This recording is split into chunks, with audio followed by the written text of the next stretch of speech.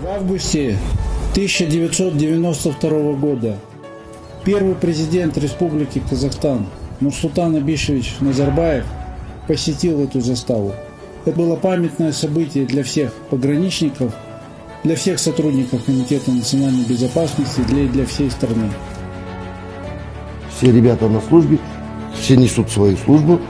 Нам сказали, завтра к нам приезжает президент. Было, конечно, очень как-то волнительно, трепетно. Новый президент, новая республика. При виде нового президента мы поняли, что будет какая-то стабильность.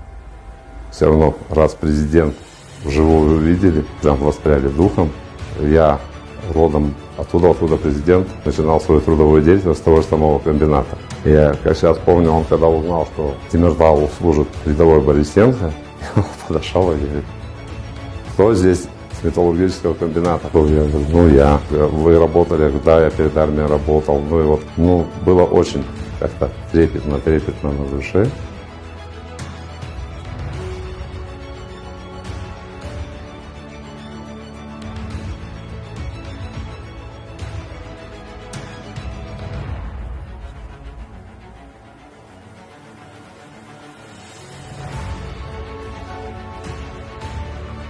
Было принято решение присвоить вашей пограничной заставе имя первого президента Елбасы Нурсултана Абишевича Назарбаева.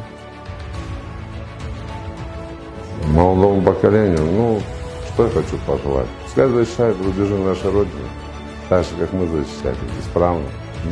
Здоровье самое главное в наше сейчас трудное время, с этой пандемией, крепло государство. Если государство крепнет, значит вооруженные силы тоже будут крепнуть. А пограничные войска, они всегда на первом месте были, а я так думаю, что они всегда и останутся на ней.